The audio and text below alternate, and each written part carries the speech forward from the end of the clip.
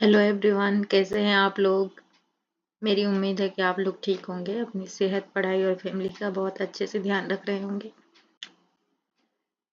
तो सीटेट का एग्ज़ाम आ गया है और बाकी 45-46 दिन और आपके पास बचे हैं, और यही है आपके, ये जो 45 दिन बचे हैं इसमें ये गेम चेंजर साबित हो सकता है अगर आप इसको अच्छे से डेडिकेटेड वे में स्टडी अगर करें और एक स्ट्रेटजी के साथ और एक स्टडी प्लान के साथ अच्छे से अगर प्रिपेयर करें सीटेट को, तो आप क्वालिफाई कर सकते हैं और अच्छे मार्क्स से क्वालिफाई कर सकते हैं। तो मैं, जैसे कि आप स्क्रीन पे देख पा रहे होंगे कि ये जो 45 डेज प्लान है, इसमें मैंने पूरे 45 डेज में कैसे 45 डेज को कैसे यूटिलाइज करना है और क्या क्या कैसे पढ़ना है वो मैंने इसमें बताया है। तो ये है मेरा, ये जो 45 डेज है इसमें मैंने पूरी स्ट्रेटेजी बता रखा है कि कैसे क्या, किसमें क्या सब्जेक्ट में कौन सा, कैसे सब्जेक्ट को लेके चलना है, कौन सा सब्जेक्ट कैसे पढ़ना है। तो आपको तो पूरा पता है कि 150 नंबर का है और 150 क्वेश्चन ही आएंगे, 150 नंबर के, हर एक क्वेश्चन 1 नंबर का होगा और 2.5 घंटे टाइम मिलेगा। ये तो आपको अच्छे से पता है, ये तो मुझे बताने की ज़रूरत नहीं है। और नो नेगेटिव मार्किंग में है, इसमें कोई नेगेटिव मार्किंग नहीं है। इसका मतलब ये है कि इसमें कोई भी, आप अगर कोई गलत क्वेश्चन ट्रिक कर दिए जिसको आप नहीं पता है, आपको नहीं पता है, तो इसमें कोई नेगेटिव मार्किंग नहीं होती है, ना ही नेगेटिव कुछ कटने वाला है। तो आपको एक भी क्वेश्चन नहीं छोड़ना है, आपके 150 के क्वेश्चन को पूरा 150 क्वेश्चन करके आना है। तो ये जो मेरा स्टडी प्लान है आप देख लीजिए, इसमें पेपर 1 और पेपर 2 दोनों के लिए स्टडी प्लान है, तो ये देख सकते हैं आप।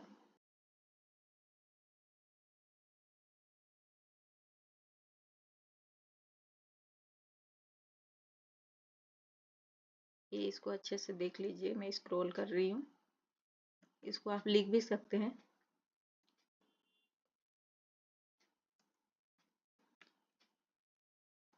तो चलिए मैं आज आपको अब बताऊं कि कैसे क्या पढ़ना है और कब पढ़ना है, कैसे पढ़ना है, कैसे लेके चलेंगे तो आपका सीटेट क्वालिफाई हो जाएगा। तो हाँ, तो आप में जिसने एकदम कुछ भी नहीं पढ़ा अब तक, वो भी क्वालिफाई कर सकता है अगर इस प्लान को फॉलो करे। अगर इस प्लान को अच्छे से फॉलो करता है तो वो, अगर अभी तक कुछ नहीं पढ़ा है तो भी वो क्लियर कर सकता है। तो मैंने 5-5 दिन के 5-5 दिन के हिसाब से डिवाइड कर रखा है कि 5 दिन में आपको क्या पढ़ना है, फिर नेक्स्ट 5 दिन में क्या पढ़ना है, इस हिसाब से मैंने आपको डिफाइन किया है। तो फर्स्ट जो 5 दिन है, तो उसमें आपको,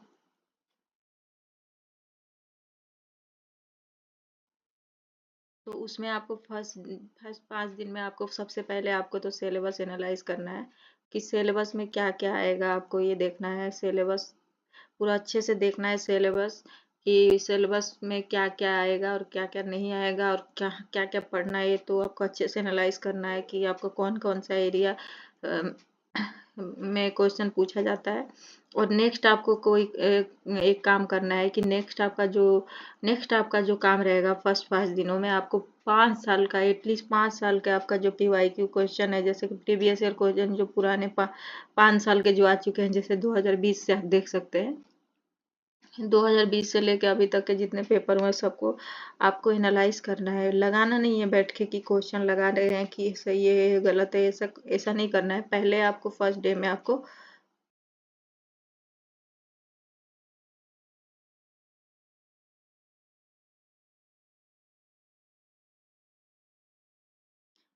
पहले आपका जो फर्स्ट डे होगा उसमें आप सिलेबस एनालाइज करेंगे। सबसे पहले आप सिलेबस एनालाइज करेंगे, उसके बाद जो 4 दिन होगा उसमें आप PYQ एनालिसिस करेंगे कि कहाँ से क्वेश्चन आया है, क्या ट्रेंड है, किस टाइप के क्वेश्चन पूछे जाते हैं, वो आपको देखना है। उसके बाद नेक्स्ट आपको 5 दिन जो बचेगा उसमें आपसे आप नेक्स्ट 5 दिन में जो आप करने वाले हैं वो सबसे अहम जो सबसे मेन थीम है, मेन टॉपिक है, जिसको आपको छोड़ना नहीं है, जिसके बिना आपका सीटेट का सिलेक्शन नहीं हो सकता, सीटेट में आप क्वालिफाई नहीं कर सकते। जिसको पढ़े बिना अगर उसको छोड़ दिया तो आपने ये समझिए कि आपका सीटेट कभी क्वालिफाई नहीं हो सकता। तो सबसे पहले आपको CDP पढ़ना है इस नेक्स्ट 5 दिनों में, और फिर आपको लैंग्वेज 1 और लैंग्वेज 2 को एक साथ सीक्वेंस में लेके चलना है। और उसके बाद लैंग्वेज CDP पढ़ना है। लैंग्वेज CDP पढ़ना मत भूलिए। दोनों लैंग्वेज जो ये लैंग्वेज जो भी है, लैंग्वेज 1 लैंग्वेज 2 जो भी आपने सेलेक्ट किया, लेकिन जो लैंग्वेज CDP होता है मोस्टली मोस्टली सारे सेम होते हैं। तो आप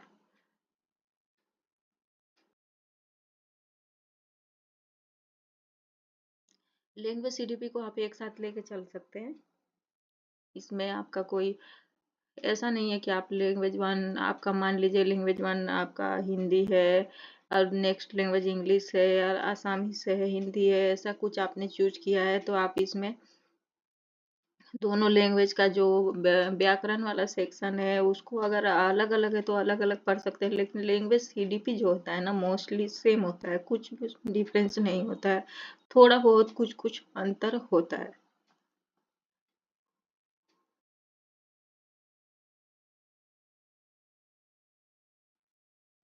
तो ये लैंग्वेज सीडीपी पढ़ना है।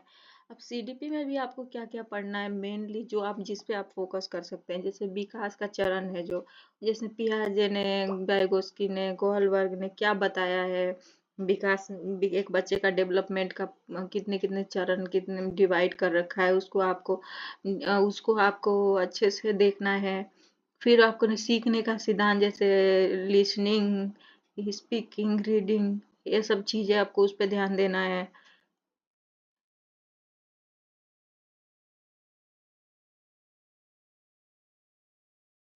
उसको ध्यान देना है। और नेक्स्ट आपको समावेशी शिक्षा, समावेशी शिक्षा तो मतलब आपको इतना याद रखना है, आपको ये इससे सबसे ज्यादा क्वेश्चन अगर सीडीपी में पूछा जाता है कहीं से तो लैंग्वेज, वो जो सबसे ज्यादा क्वेश्चन समावेशी शिक्षा से पूछा जाता है, जो कि बच्चे को कैसे पढ़ाना है, बच्चे को क्या क्या पढ़ाना चाहिए, कैसे पढ़ाएं, और पूरा भाषा को दो मल्टी मल्टी लैंग्वेज को आपको यूज करना है, सारी चीजें बच्चे को पूरा अच्छे से पढ़ाना है, ये समावेशी शिक्षा में आएगा। तो और ये देखिए,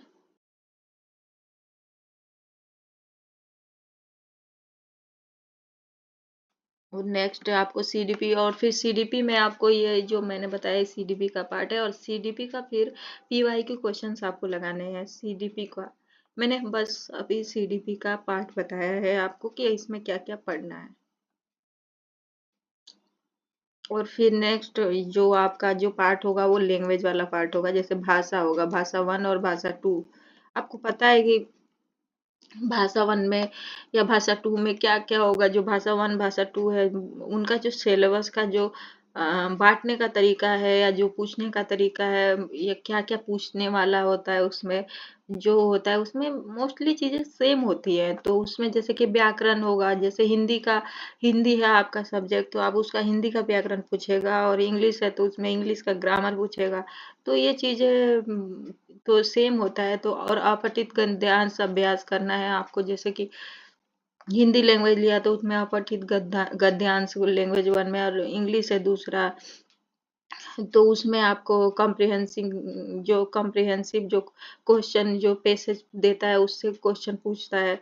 उसके उसके बाद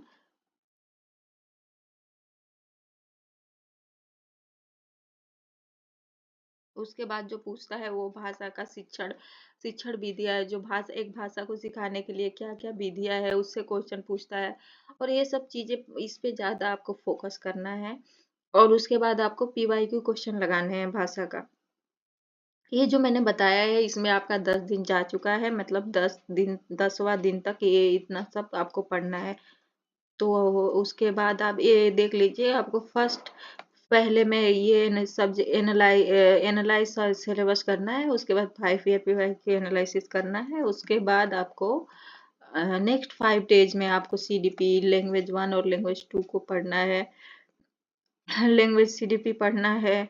उसके बाद आपको भाषा पढ़ना है, भाषा वन और भाषा दो दोनों को लेके चलना है। तो ये आपका 10 दिन जा चुका है, और नेक्स्ट आपका जो 5 दिन आगे जो है इसमें आपका मैंने आपको जो बताया है कि क्या क्या पढ़ना है। तो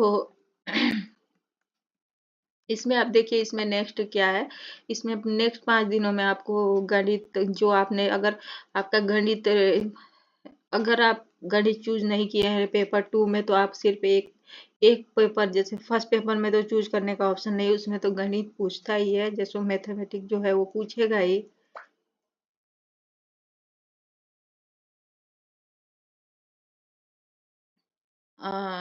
और नेक्स्ट जो पेपर, अगर दोनों पेपर आपने दोनों में अगर मैथ साइंस चूज किया, जैसे पेपर 2 में मैथ और साइंस को ही चूज करता है, तो दोनों पेपर 1 का मैथ और पेपर 2 का मैथ को दोनों को मर्ज करके लेके चल सकता है। अगर आपका सिर्फ एलपी वाले में सिर्फ मैथमेटिक है, तो आप उसमें भी सिर्फ एक मैथमेटिक को पढ़िए। जैसे कि संख्या पद्धति उसमें पूछता है, प्रतिशत, अनुपात, ज्योमेट्री, शिक्षण विधियाँ क्या है, मैथ का सीडीपी पढ़ना है आपको। उसके बाद इस ये सब करने के बाद आपको पीवाईक्यू पढ़ना है, पीवाईक्यू क्वेश्चन लगाने हैं आपको इसको। उसके बाद आपको उसके बाद आपको ईवीएस यानी कि इन्वायरमेंट पढ़ना है, पर्यावरण विज्ञान जो, या पर्यावरण अध्ययन कह सकते हैं, ये पढ़ना है आपको। आपको इतना ध्यान रखना है कि जो भी आप पर्यावरण पढ़ेंगे वो टोटली एनसीईआरटी बेस्ड होना चाहिए आपका। जैसे कि पर्यावरण पूछता है, एलपी एलपी के सेक्शन में पर्यावरण पूछता है, तो आपको क्लास 3 से लेके 5 तक का जो है पर्यावरण का जो एनसीईआरटी वाला बुक है उसको आपको देख सकते हैं आप, या आप अदर सोर्स से भी पढ़ सकते हैं, लेकिन मेरे हिसाब से NCERT is the best option for CTET EVS के लिए। और एक्स्ट्रा नोट्स नोट्स भी आप, अगर आपके पास बनाया है तो आप उसको पढ़िए, और या नहीं बनाया तो आप इंटरनेट या यूट्यूब से भी और बहुत सारे टॉपिक देख सकते हैं। और फिर नेक्स्ट सीडीपी, जो इन्वायरमेंट का सीडीपी है वो पढ़ना है। उसके बाद जो इन्वायरमेंट का पीवाईक्यू क्वेश्चन है उसको आपको लगाना है।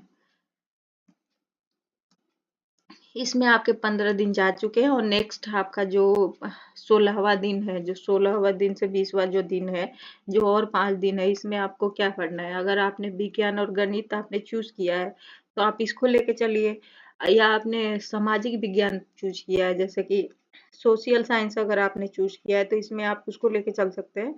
जैसे अगर आपने विज्ञान और गणित है, तो दोनों कोई भी अगर इसमें से चूज किया है ना, तो आपको एनसीईआरटी बुक को तो मोस्टली एकदम यही बुक ऐसा जो है जो जिसमें मतलब जिसको पढ़ने के बाद आपको कोई डाउट नहीं रहेगा कि आप पास करेंगे फेल करेंगे। लेकिन अगर आपने अच्छे से पढ़ लिया ना एनसीईआरटी बुक 6 से लेकर 8वीं क्लास तक, तो आपको एक अच्छा पकड़ बन जाएगा, क्योंकि ये 60 नंबर का क्वेश्चन आता है। ये जो सेक्शन में बता रही हूँ इसमें 60 मार्क्स का क्वेश्चन आता है।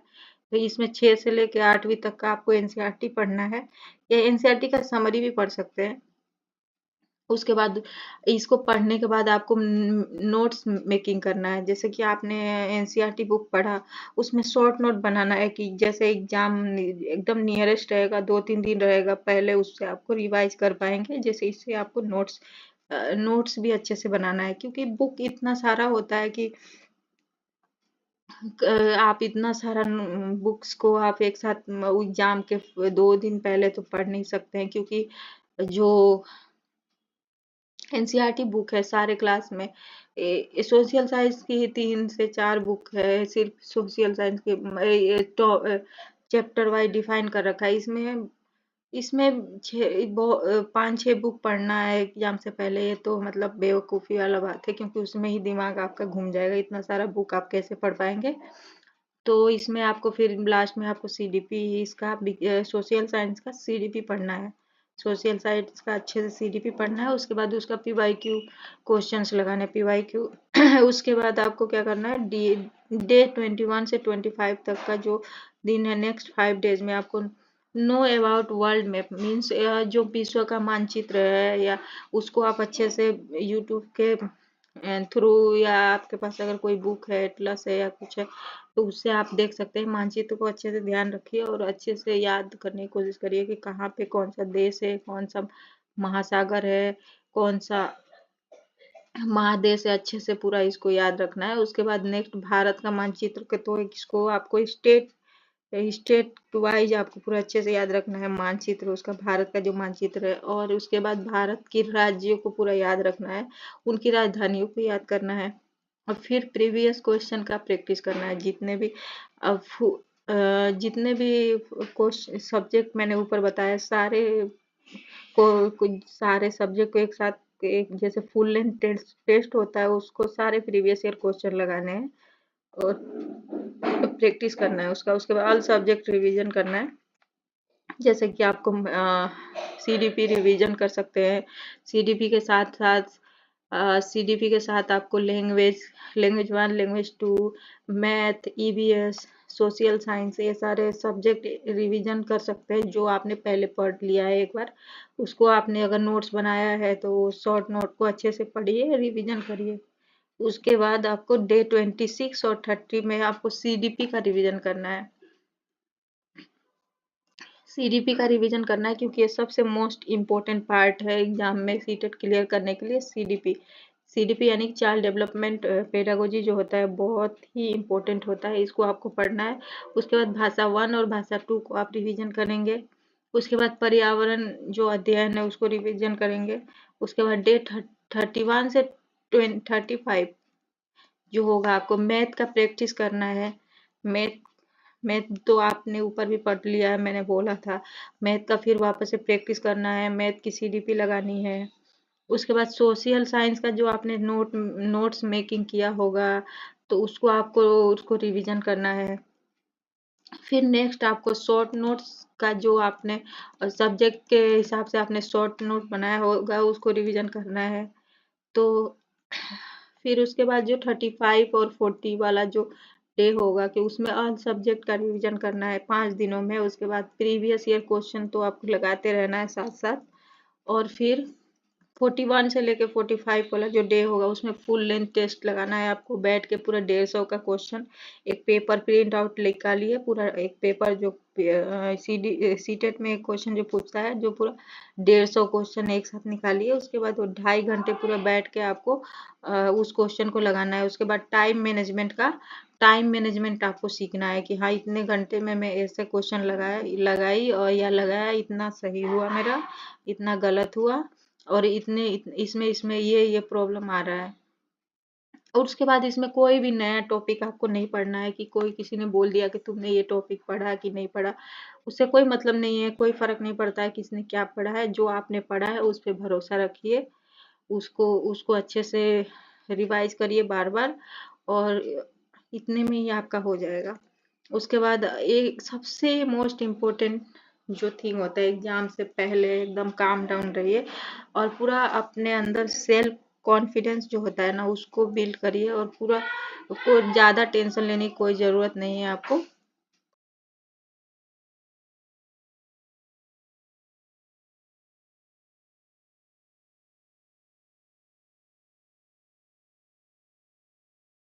उसके बाद मैं आपको बता देती हूँ कि आपको एवरी डे 7 से 8 घंटे पढ़ना है, और सिर्फ पढ़ना है, उसके अलावा और कुछ काम नहीं करना, सिर्फ पढ़ाई पे फोकस करना है। तभी जाके ये जो 45 डेज का जो मैंने प्लान बताया ये सक्सेसफुल होगा और कारगर होगा, तभी आप अच्छे से क्लियर कर पाएंगे। तो ये जो मेरा स्ट्रेटजी है ये इसको आप एक बार देख लीजिए।